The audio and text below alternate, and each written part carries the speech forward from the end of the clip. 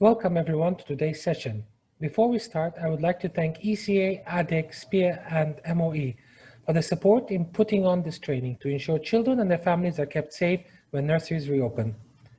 We understand you may have questions relating to the guidelines, and while it is hoped the training will address most of these, if you have any questions, please type them in the question box here along with the licensing authority, and after the training, the most frequently asked questions will be forwarded to the appropriate licensing authority.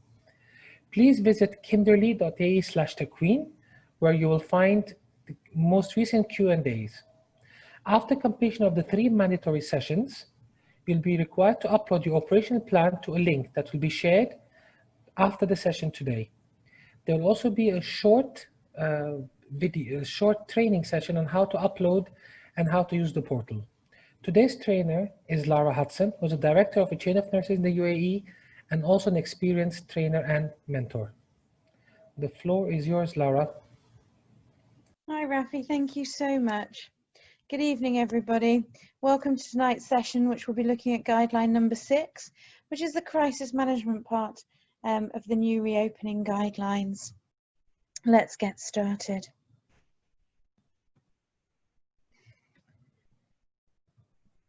For today's session, all attendees are currently on mute. This is to ensure the listening experience for everybody that's attending tonight's session. As Rafi has just mentioned, there is a chat function at the top of the page. If you have any questions, please can you ask them here. But before asking your question, can you please highlight which of the licensing authorities you fall under so that we can actually forward your questions to the right people. If you visit the Kinderly website, www.kinderly.ae/TechQueen, you'll be able to find the forum and lots more information is available there. There's also a frequently asked questions page where you may find that some of your questions have already been addressed. Tonight's session is being recorded and it will be translated into Tagalog and Hindi and will be available in 24 hours time, again on the Kinderly website. Right, Rafi, can we start with a poll, please? And let's see how everybody's feeling about their understanding of the guidelines. Thanks, Rafi. So everybody, could you please tell us how confident you feel at the moment in implementing these guidelines, please? We'll give you a few minutes to complete the poll.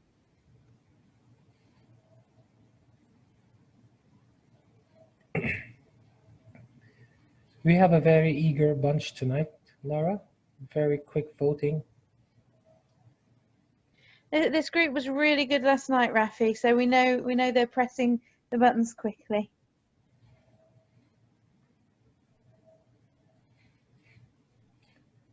%60. That's great news.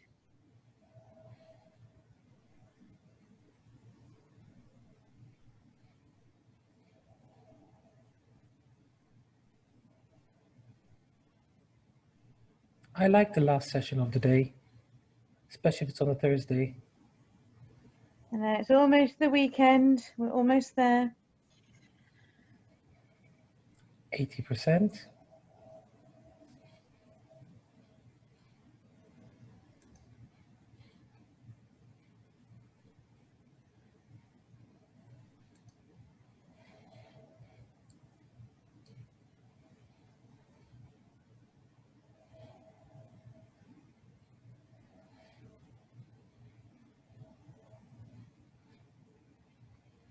A few more seconds, Rafi? I think so. About 20 seconds and we'll be good to go.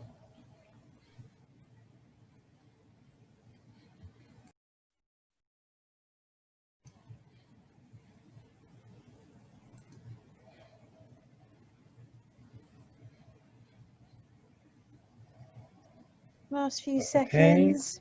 Have we got the results? Almost, or just last few people voting in.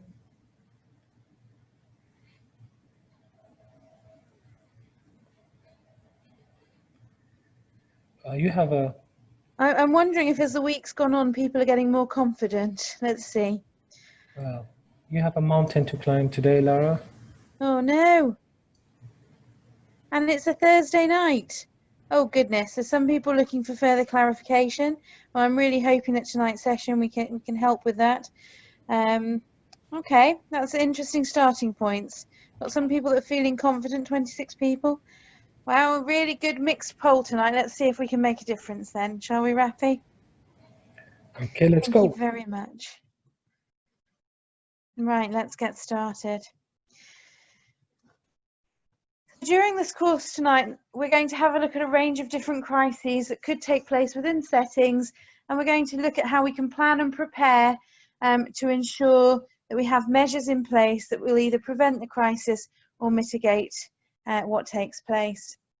We're going to look at how you can form a team that will be able to support, plan, manage a different range of crises that we look at. And then we're going to ensure that you have clear systems in place in your settings, ready to implement should you need to, that will protect the safety of all of the stakeholders within your settings. By the end of tonight's session, we hope that you will understand the importance of planning and having good planning in place for a range of crises. We're hoping that you're going to be able to work with your teams in your nurseries and identify the range of crises that might impact your nursery and have in place different measures that, as I said before, will prevent or mitigate what happens. We're hoping that you're going to be able to confidently complete the crisis management plan, which is one of the requirements of the new guidelines for reopening. We hope that you're going to have plans in place that will protect all stakeholders, and that you'll be able to specifically identify ways in which you can sustain your business moving forward through times of crisis. Right, Rafi, it's time for one more quick poll. I just would like to know how many settings have in place already a crisis management plan, or perhaps something that's equivalent to that, and how many of you don't. So could you take a few minutes now just to let us know, do you have that plan in place, or is it something you now need to be working on?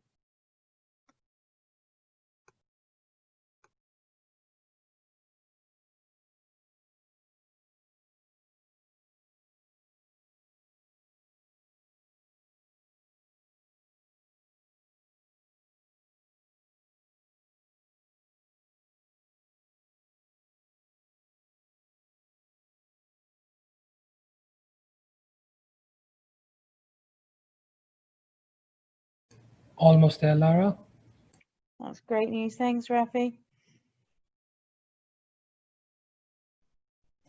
I feel like a live commentator on a football match, but a very slow-paced one, giving you constant updates. I appreciate the fact that you're there for me. We are at 80%. Good news.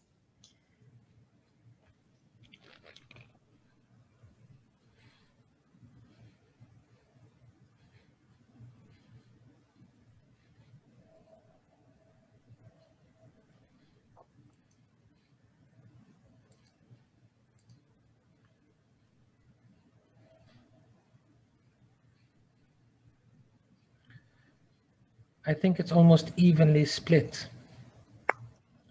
Oh, we know how good early years are at having these things in place. So I'm not surprised that we've got a lot of nurseries that already have this and are ready to roll here. So hopefully tonight will be a refresher for those nurseries and an opportunity to make sure that it's in line and has the current requirements, obviously, for the pandemic planning. So yeah, 52%, that's really good, isn't it, Rafi? It is. Fantastic. Okay, so let's move on then. Thank you very much for that. So it's really good news that so many of you already have this in place, and it really is just going to be a case of tweaking and making sure that you have everything covered so that it meets the requirements for the reopening. So what is a crisis management plan? This is a plan that's going to support the sustainability of your business. You need to ensure that you take time to reflect and put in place a robust plan that will ensure your business continuity. It's really important that you complete a plan like this in advance so that you're ready and prepared should anything happen, and that your team are well versed in the contents of the plan so that they understand their roles and responsibilities in the event of a crisis.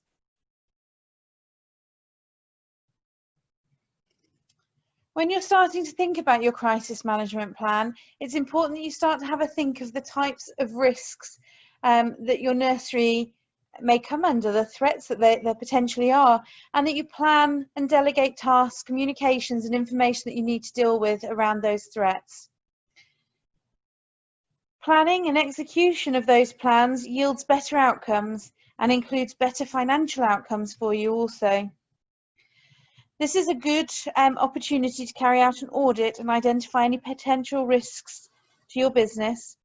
And it's also a really good exercise on reflection and identifying those possible risks and looking at ways that you can mitigate them.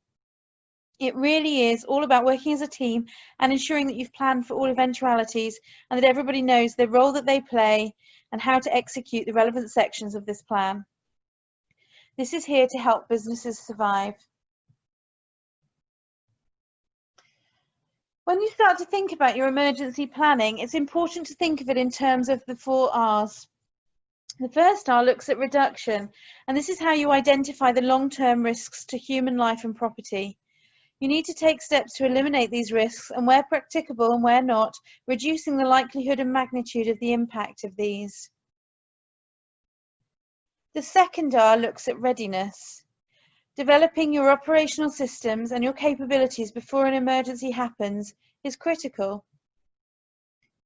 You also need to have a think about the response that you will have, the actions that you take immediately before, during and after an emergency to save life and property, as well as helping the communities around you to recover. And finally, and importantly, is recovery. Beginning activities again after the initial impact has been established and extending these until the community's capacity for self-help has been restored.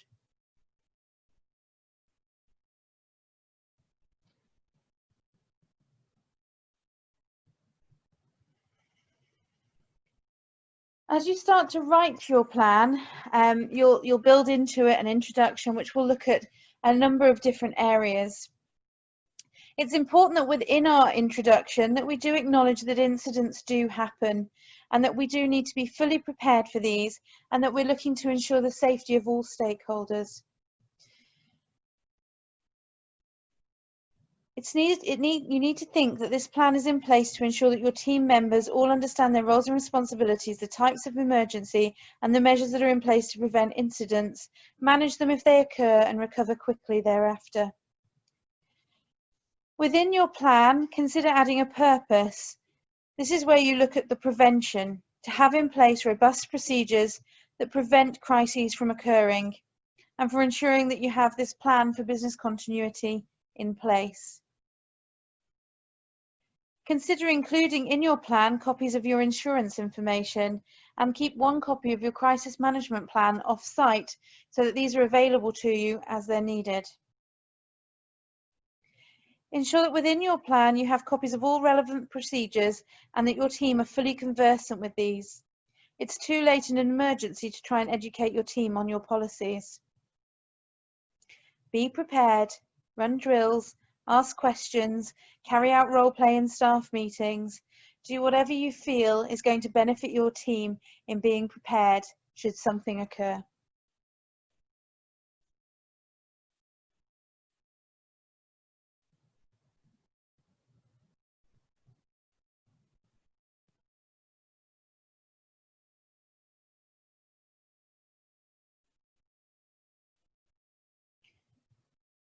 As you start to build up your plan and you start to put in the different sections that cover the different crises, it's important that you look at subsectioning off your plan and making sure you have subheadings so that people know where to go for each different sets of information around the different crises that you've identified. Once your plan is completed, it's then important to consider a number of factors. You need to ensure that you're regularly reviewing your plan and ensuring that the content in it is current and up to date. But as you review it, how are you going to keep track of the different version numbers? Think about putting these at the bottom of your plan, perhaps in your footer, along with a date to allow people to monitor the changes and ensure that they have the current version should they need it.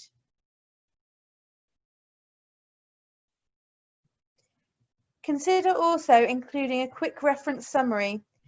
This could cover an overview for different crises and give base knowledge as a quick reference guide should people need it. When you start your training for reopening with your staff, you may wish to include training on your crisis management plan within this. It's important that if you decide to do so, you do so at a time when you're not going to overwhelm people. On our return to the nursery, when we start to do our training for our staff, they're going to be given an awful lot of information all at once. Consider which parts of this plan are extremely important that your staff know it as soon as possible, and then consider which parts could be developed and trained later on in the time. It's important that you manage the information that you give out and ensure that it's in manageable chunks for your staff to take in.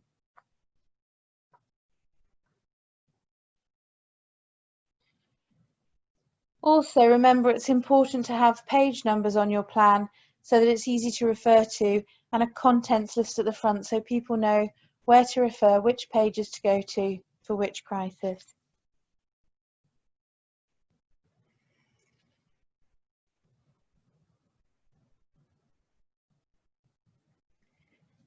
As you start to put your plan together, you need to start thinking about your crisis management team. You need to have a team in place that can help you to plan, that will help you to run the drills, remembering to log dates, times, and indeed it's also important to keep a log of how your drill went. You need to identify any problems that you face and also, importantly, celebrate your successes. When you're training your staff in your crisis management plan, it's important that you allow them to ask any questions they may have, as they need to fully understand all aspects of the plan to be able to implement it as required. When reflecting on how your drills went, think about the lessons that you've learnt. How can you improve things? Is there any changes based on your drill that you need to make within your policy or procedure? It often takes time for your drills to operate seamlessly, as people need time to understand the expectations, and then in addition to this, we have to learn how to manage the drills with the children in our care. It's also important that we run drills at different times of day. For example, at arrival or departure time, so that parents and carers also know how to respond in the event of emergency.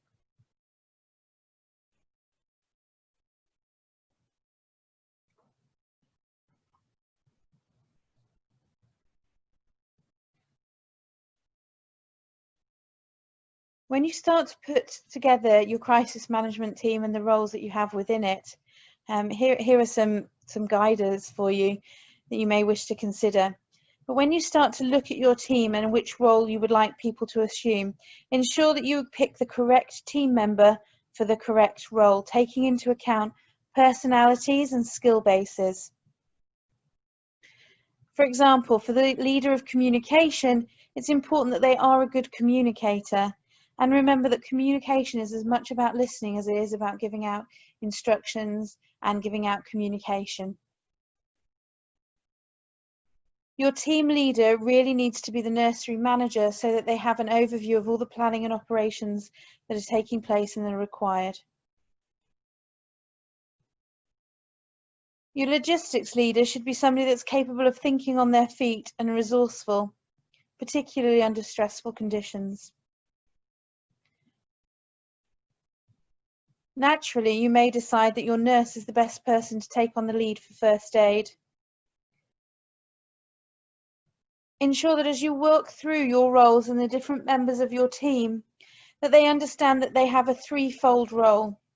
They need to be involved before an emergency or crisis happens, in planning and trying to mitigate what happens. They need to be involved during the crisis, and then there is a post-emergency or post-crisis response that will be required. When selecting members, make sure that you choose people that get involved. What you don't want to do is have people that are reluctantly given the role and therefore do not provide the support and input that's required.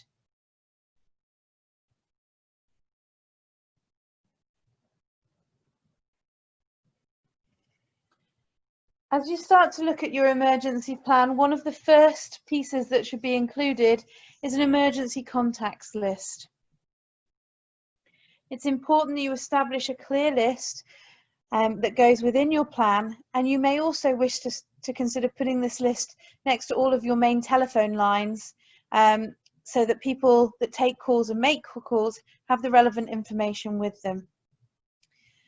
You need to ensure that the list is made up of all of the emergency numbers that we have, so police, ambulance, fire department and Coast Guard.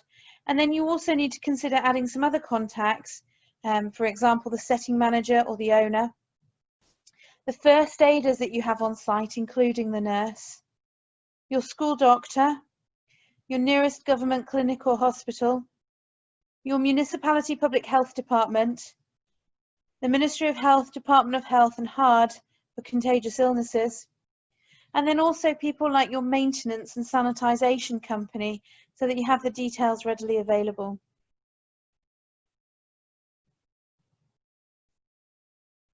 Next to your telephones, it's also important that you consider having a list of emergency contacts along with how to make an emergency call.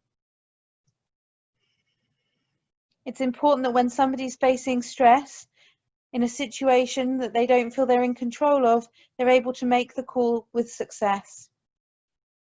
When you're making a call to the emergency services, it's important that whoever's making that call can provide the location. In addition to an address, it's also good if they can provide specific information, such as the area within the building that they're in, if it's on a road, which intersection, what landmarks are nearby, and how the emergency services can access the site. If you know your Makani number, you may wish to include this next to the telephone so that the emergency services can be guided in. If you don't have a Makani number, consider adding here your GPS coordinates.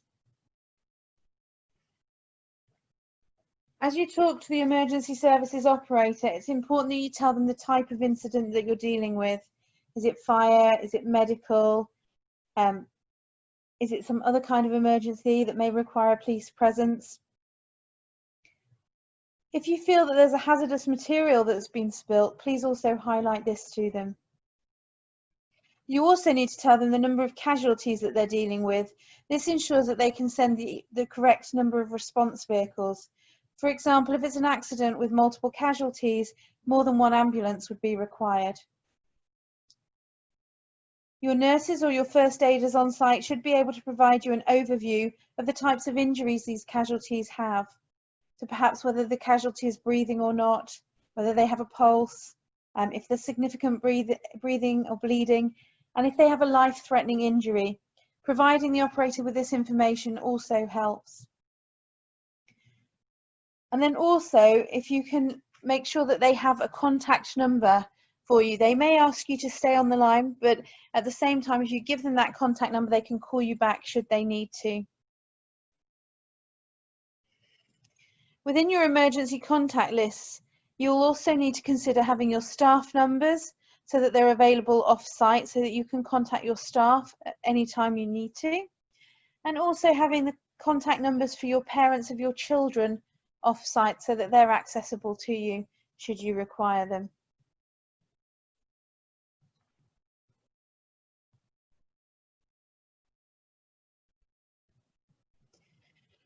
When you contact the emergency services and you're waiting for them to arrive, it's important that you use your team members to support and help to manage the incident. Think about how you can send out spotters, if your staffing allows, to go look for the emergency responder vehicles. Again, this is a good role for your logistics coordinator to carry out. Guide them to your location. Get people that are out spotting, looking for the vehicles that can actually show the emergency responders where they're coming.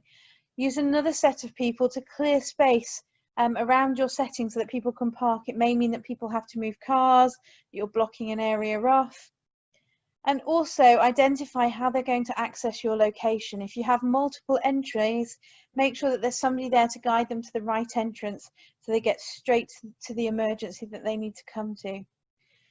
All of this you need to do if it's safe to do so and if your team allows for it.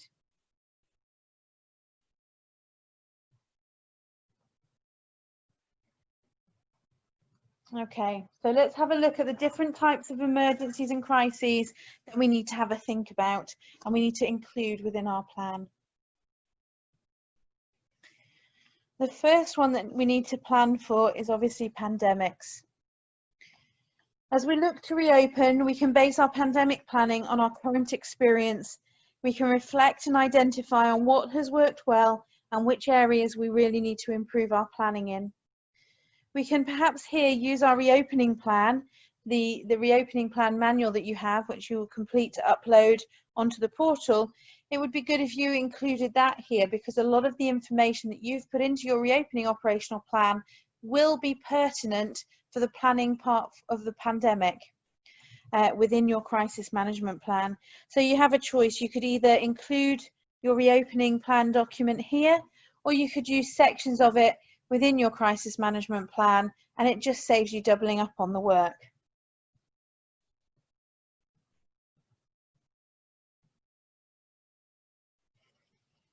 When you're planning for the pandemic, we've seen from our recent experience that there are three clear parts that we need to manage.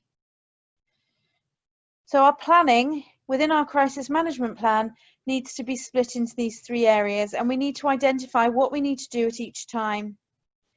We need to think about which staff members will be needed to support in each area and what the key considerations are for these areas. You then need to prioritise which ones should be done when. We know that at the start of the planning, when we start to hear that there's a pandemic in the news, there's certain things, certain measures that need to be put in place, and we'll have a look at those in a few minutes. We then know that when we're going through the main part of the pandemic, that there will be certain things that we need to think about. And then finally, and very importantly, we need to look at what we need to do to reopen and get our businesses started again.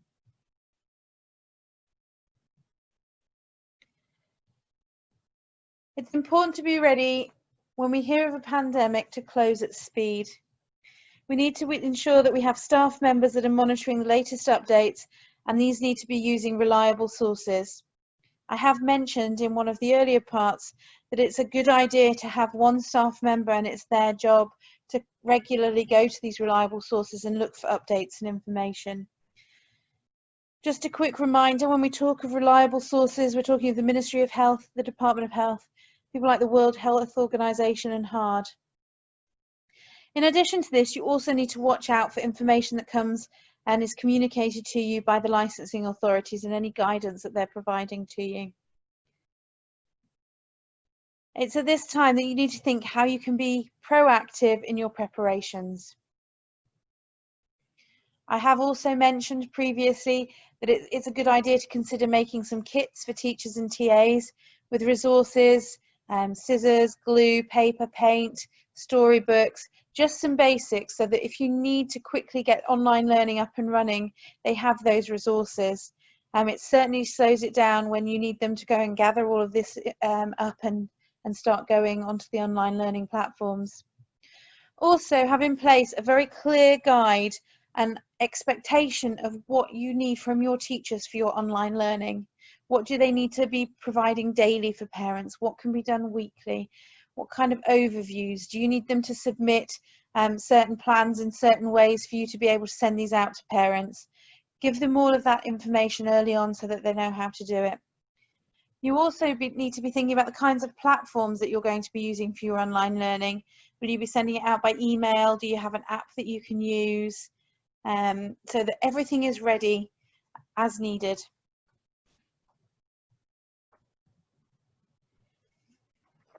As we prepare to close our settings down, we can draw on the experience that we've just had, and we need to think about the kinds of maintenance that we need to have for the maintenance settings. So have we turned our electricity off?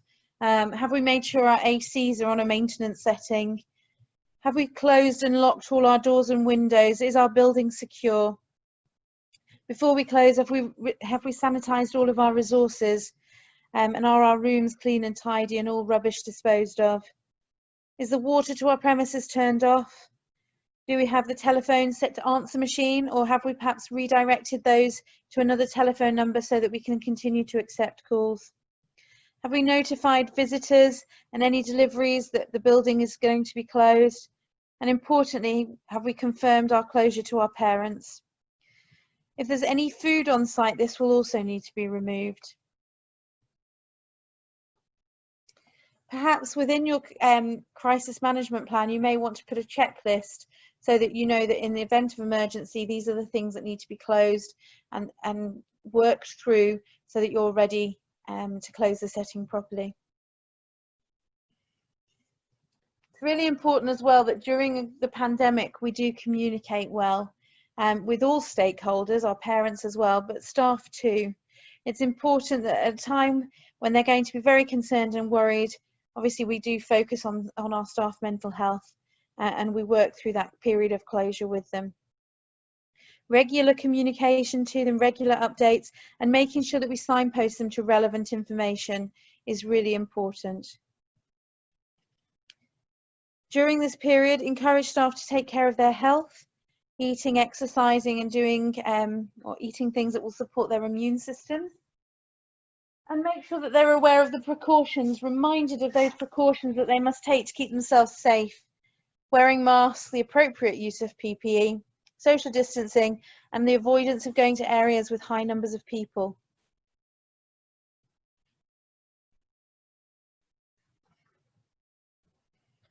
Mentioned again, it's really important that we communicate with parents, that we have very clear strategies in place, that we are sharing the information with them from reliable sources and making sure they get good updates, and making sure that they know where to go for information that we're sending to us.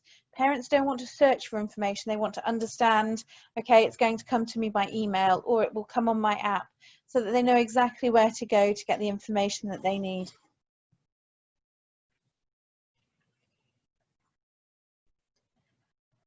Again, very quickly, how are you going to communicate your closure to your staff, parents and other stakeholders?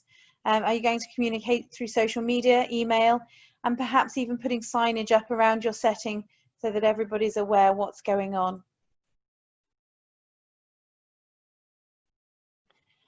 During that period of closure, you need to think about how you're going to maintain your buildings.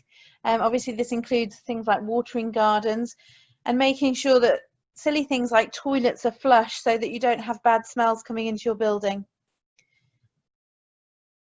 You need to reflect and think about how you'll manage your staff, and are they going to be doing online learning and how will they support it? What is your expectation?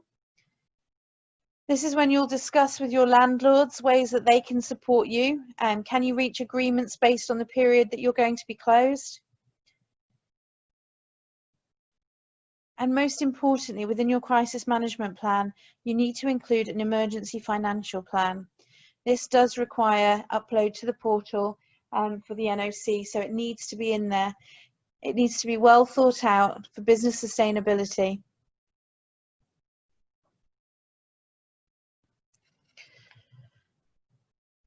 As we prepare to reopen, it's really important that we get our preparations in order and that we draw up timelines for reopening, identifying who's going to be responsible for what areas and with what deadlines. We need to make sure that we have all of our purchasing in place and that we've bought everything that we need to comply with reopening. Make sure that your staff team work with you to draw up lists of requirements, that you identify suitable suppliers, you understand the delivery times, and you understand the costings.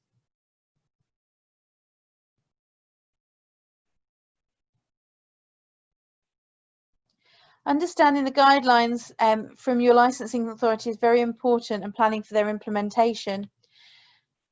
And each nursery will approach the guidelines slightly differently. And it's important that you identify how you as a setting will comply with this in a system that's workable to you. Have a think about the changes that you need to make to your learning environments. Which resources do you need to remove? And have you established systems for cleaning of the bubble toys and the resources?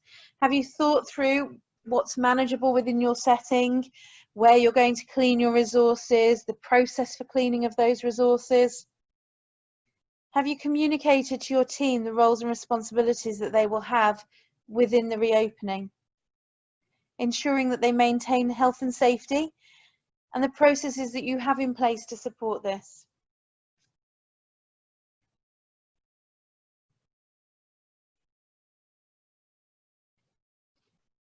In here as well, it's important that you mention how you've planned to transition the children and the staff back to the setting under the new normal.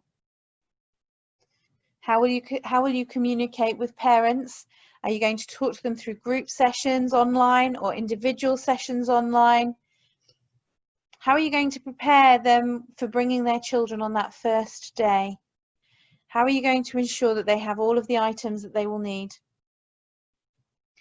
Think about drawing up and mind mapping an overview of everything that's required for reopening, and then assign it out, the different requirements to the different members of your team, providing deadlines, and then going through it and regularly feeding back as to how people are doing with their deadlines. Some children may be unable to return to nursery as they're classed as vulnerable. Do you have in place an online provision to support these individuals? Okay, moving on from pandemic, we're now going to have a look at fire in your settings. We do know that it's very unlikely, but it does happen. And so it's important that we are prepared for a fire should it occur. The example that I'm using here today is Hermosillo in Mexico in 2009. It's believed that a fire was started in a tire warehouse that was located very close to the nursery, and the fire very quickly spread. There were 140 children on site that day. 44 children died straight away, and another 5 died of their injuries in the subsequent weeks. There were several reasons and several things that we need to reflect on here that occurred, and obviously these could have been prevented. For example, their fire alarm had not been installed correctly. There were no sprinklers on site. Fire exits were not of the correct width. An emergency exit had been bolted shut and nobody had the key that day. And despite employing 20 staff, only 6 of them were working on the 5th of June 2009 when this fire occurred. Also, and importantly, a few weeks before the fire occurred, the setting had actually been inspected and they had a tarpaulin that was hanging on the roof and they had been asked to remove it. But they'd ignored the inspection guidance and they hadn't taken it down, and it's believed that this exacerbated the fire and it encouraged it to spread more quickly. If we reflect on this case, it is important for us to go back to our settings and ensure compliance with all regulations and all fire standards. We do need to now go and carry out a check of all our fire equipment, check that it's in date, check that it's recently been serviced, and that it's fit for purpose. It's also important that we tell our staff about how to carry out a fire drill.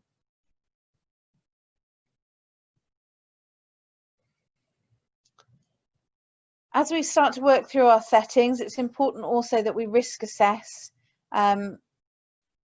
that we highlight to our staff the assembly points so that they're ready and they understand where they would need to go, and that we plan for all eventualities. Often when nurseries are planning fire drills, they literally go through the same process every time. But fires are not predictable, and so it's important that we plan for a fire to be in different places in our buildings so that our teams can work out, if the fire is in a different place, how they will evacuate. Consider here purchasing a traffic cone or making your own prop that your staff understand represents a fire. And when you carry out drills, move that prop around your facility so that your staff are able to respond differently in consideration of where it's placed. This will help you as a setting manager identify any problem areas to evacuate so that you can plan for these. As I mentioned earlier as well, it's also important that we have evacuation drills at different parts of the day so that we again can react accordingly. I've already mentioned drop-off and pick-up times. Another time which I know it's a disturbance would also be something like sleeping time. or when children are both, some of them are in the play areas outdoors and some of them are indoors. It's because children will respond differently as will adults under those circumstances.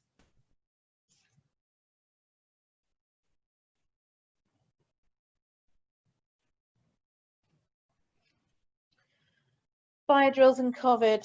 It's important that you provide your team with online training for fire drills at the moment, and that within this you do highlight to them, obviously, if the alarm were to go off, the importance of social distancing, bubbles and staffing. But what I do want to highlight to you is that in the event of a real fire, the preservation of life takes priority. When you start to think and write in your crisis management plan about fires and planning for fires, remember that they do happen at any time of the year. Think about making arrangements to temporarily move your children to a different location in the event of a fire, somewhere that has air conditioning and toileting, so that if you're evacuating in the middle of the summer, the children are in a safe place. Have a look at where your setting is located. Perhaps there's a local cafe or restaurant you could talk to and ask them that if in an emergency, would you be able to take the children there for a short period of time while the parents come and collect their children. I've also previously spoken to our local mosque, and they've always kindly offered to let the children go there in the event of emergencies. Another option could be your local school. Look at the area that you're in and be resourceful. We're going to talk slightly later on about emergency grab bags, and in the event of a fire, you should take these with you. You need to ensure that taking the grab bag out of the setting is the responsibility of 1 or 2 members of staff, so that they have those with you should you require them. Once you're out of your building and you've moved to a safe location, what mechanisms do you have in place to communicate parents to ask them to come and collect their children? Do you have parents' contact details available off-site? Perhaps you have them on your software, your nursery app, or do you have hard copies that you could print and put in the grab bags? If you're using hard copies, it's really important that you ensure they're always current and up to date with information. Within your planning, you also need to think about reopening after a fire. What financial impact would a fire perhaps have on you if you were to lose part or all of your building? How swiftly could you relocate to other suitable premises? If you're a branch of a chain, could your children outside of COVID be split between other branches? Are you able to swiftly implement online learning in the interim should you require it? Also, do you have copies of your insurance documents held off-site so that you are able to contact your insurers and provide them the information so that you can swiftly have insurance intervention? How would you manage in these circumstances financially?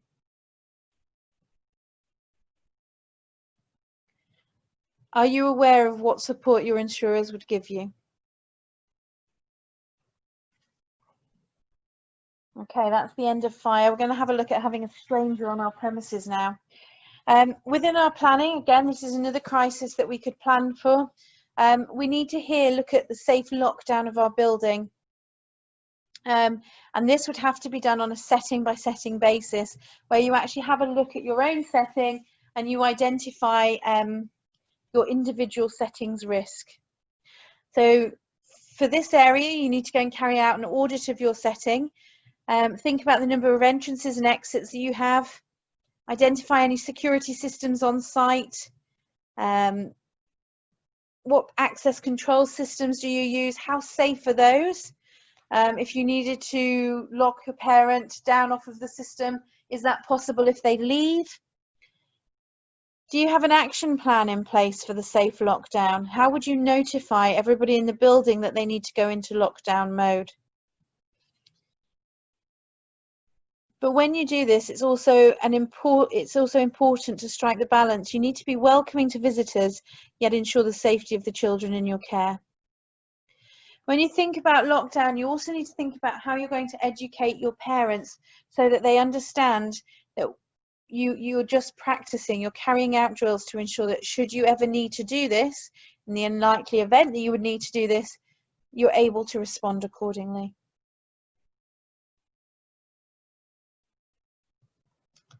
As I just said, it's really important that you plan well for lockdown. Get a plan, a floor plan of your setting, mark your entrances, your exits, your windows, and think about how you would lock down. As I say, it's highly unlikely that you would have to do that here, but we do need to ensure that we're ready for all eventualities. On your plan, mark all of the areas we've talked about, your doors, your windows, and have a think about how you could lock down your setting. Do you have copies of keys that are near to doors, obviously outside of a child's height, so that it would be easy to lock down? Are you able to override your access control system? Just a few things that you can consider and look at in terms of your own setting.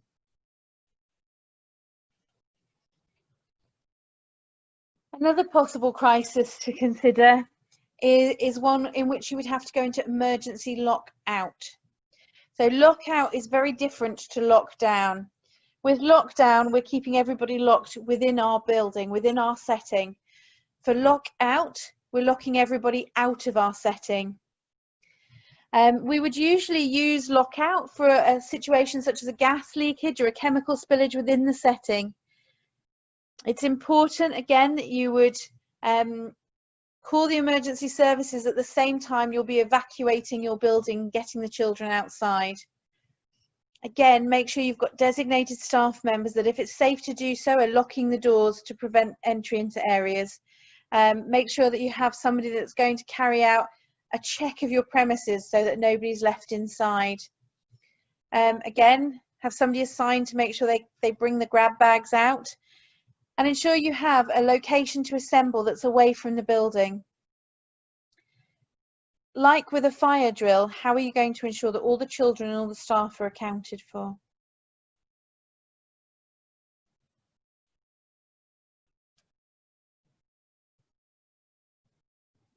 Again, within your crisis management plan, this is where you'll put descriptions of how you're going to carry it out, what measures are in place, who is going to be in charge of making sure that these jobs are done.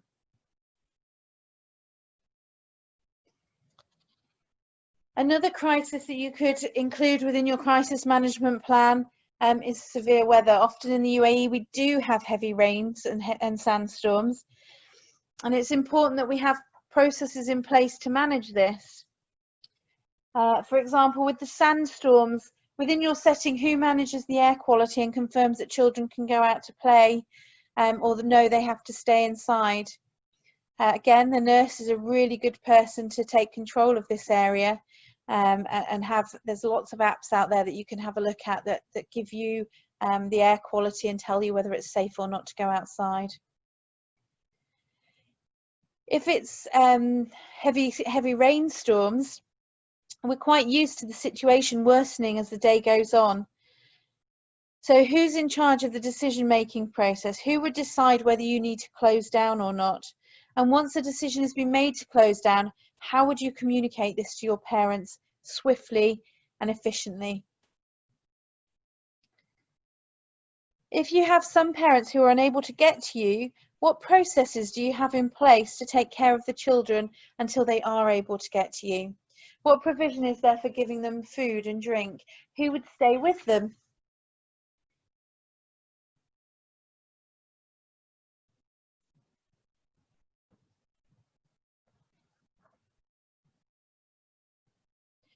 Another example of a crisis that you could plan for would be a substance threat found. If you were to find a substance on site, it's important that you don't touch it. It's important that you contact the emergency services immediately and that you evacuate your premises and move away from the building. This is when you would conduct a lockout. As I mentioned earlier, chemical spillage is a really good example of this. You are not to return to your premises until you were told to do so by emergency services. So again, this one, you could do copying and pasting because this is lockout. It's all about emergency evacuation and making sure that the children are in safe places until their parents collect them, or you're able to return to the premises because the emergency services have told you that it's safe to do so.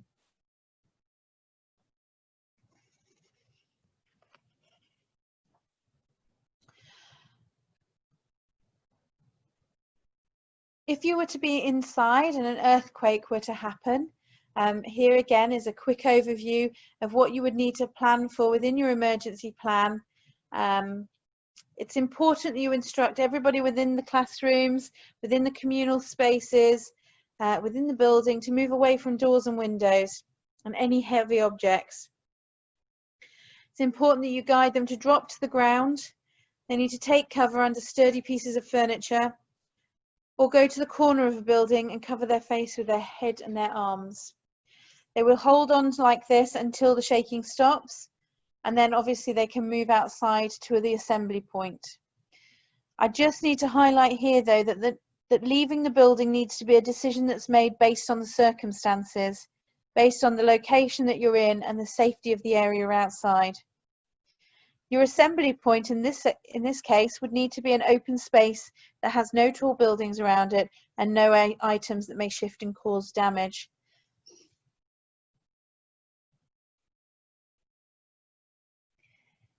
If you were to be indoors and an earthquake were to occur, it's important that we also take measures to stay safe. Oh, sorry, if you were to be outside and an earthquake were to occur, it's also important that you take safety measures here.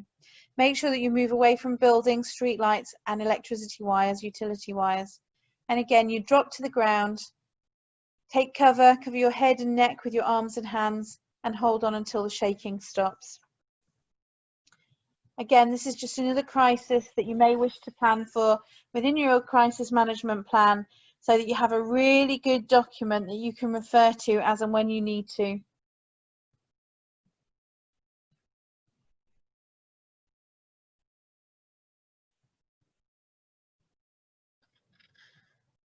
Tonight, throughout the presentation, I've talked about emergency grab bags, and these are really something that's quite important to consider. They're a good resource for use in multiple emergency situations, and if they have the right kit within them, it really is a really good resource for you to use. Here is a list of things you may wish to put into your emergency grab bag, but this is not an exhaustive list, and you really do need to reflect on the staff and the children in your setting and ensure that the contents of your grab bag is appropriate to your team and your children. There are some items within there that really should be non-negotiables, such as first aid kit. It's always good to have a torch with you. Whistles are really good. Disposable gloves, petty cash, water and a charged mobile phone. Those are all really good items to include in there. As you're sitting, you're reflecting, talk to your team and ask them what they feel you may need should you need to evacuate your setting in an emergency.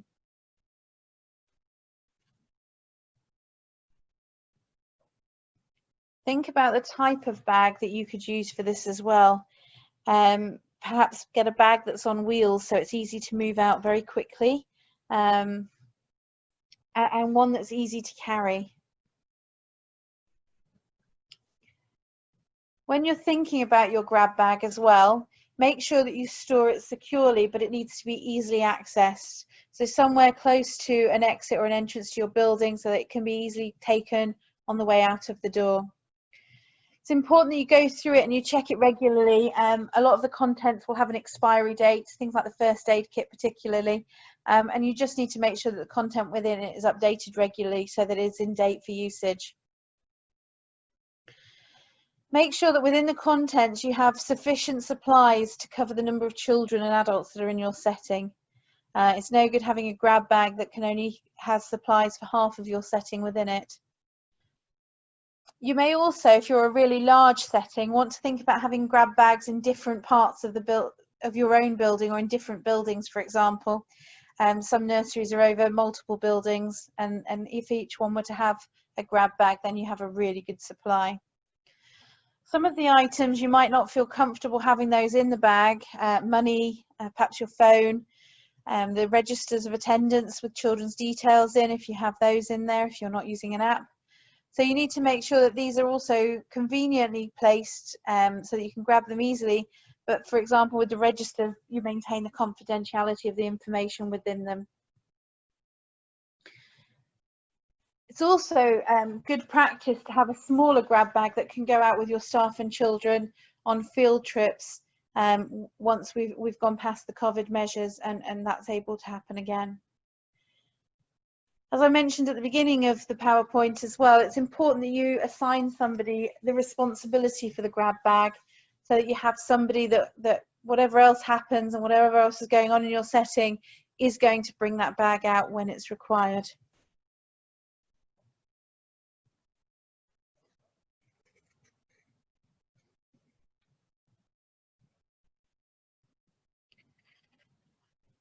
There's also a number of other emergencies that I've listed here for you to have a think about. All of these situations are things that we hope would never ever happen or occur in and around our settings.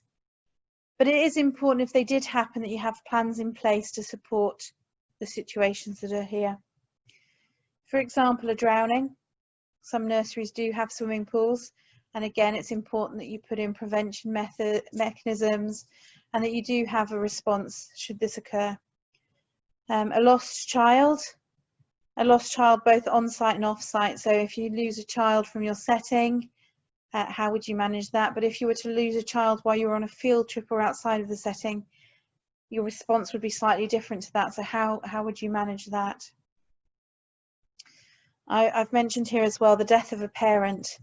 Should this happen while the child is in your care, what kind of response would be required?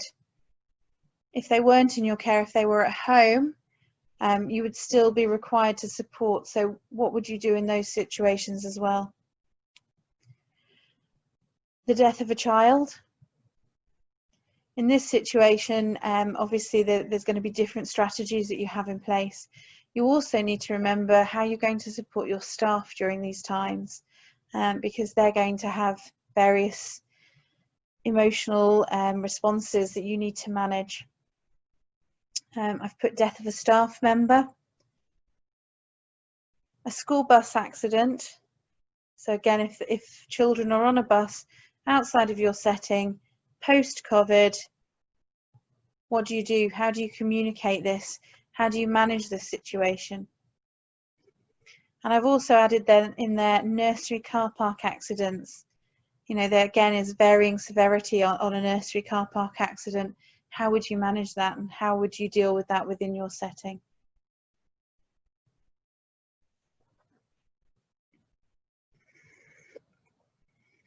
Okay, so that brings us to the end of this presentation. Rafi, are you able to please put up our poll and we can just see what people's understanding of the guidelines is now? Thank you, Lara. Before we do the poll, I'm just going to take everyone through a quick tour of the portal that they need to put their documents, their operational plan. Mm-hmm. Just to let everyone know that those following the Sharjah Licensing Authority, or which is the Education Council, or the Private Education Authority, they have to upload their operational plan and have it ready on the Tamam website. For those following ADIC and MOE, you'll be receiving a link through your email to upload your documents, and with that email, there'll be templates that it'll help you understand of what kind of documents to prepare and things that you can fill in. So I'm going to be sharing my screen to show everybody the portal. Okay, so this is the Ministry of Education portal. We have a similar one for ADIC. The link will be sent to the email on Sunday, where people can start uploading.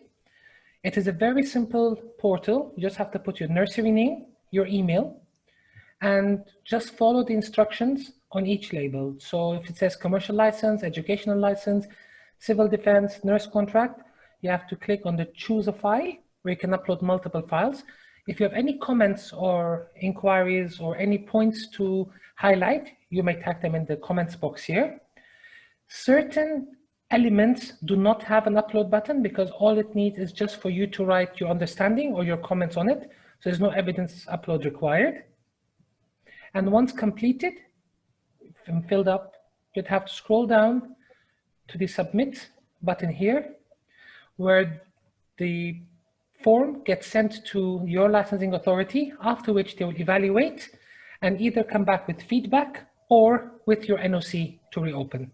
After which you will receive your certificate of completion, which is CPD accredited and is approved by CASH and can be endorsed. Please send us an email to know more about the CASH endorsement. Can I just interrupt here for one moment, Rafi? When you come to upload your documents, can you leave the portal up just for one moment for me? Yes. When you come to upload to your portal, my suggestion to you is have a look at the documents that you have. Within that, you have a reopening operating plan manual. And the format of that is exactly the same as the portal in terms of which require documents and which require a description. You should have received this from your licensing authority, but if you haven't, there are soft copies available on the Kinderly website, so you can go there and you can download the correct manual for your licensing authority. And then I would suggest that you fill in that soft copy, and then in a file on your laptop, have all of the attachments that you require ready to go. And then literally copy and paste from the manual document into here, and then upload from your file into here. And as any changes occur, or if there's any updates to the guidelines, it's then much quicker for you to make any changes that you need to, because you already have your hard copy. I'm not talking now about for submission, I'm talking about that you have a living document to support the reopening of your nursery. So, and also it makes it a lot quicker for you. You're sure then that you have everything ready and you're just uploading it. You can go through, you can review that you're ready before you do upload it. And also, just a reminder, please make sure that your commercial license, your educational license, your civil defence certificate and your nursing contract or your nurse's license are all within date, please. Because what you don't want to do is upload those and then find they're not in date, and that cause a problem later on or delay the process. Thanks, Rafi. Can we do the poll now?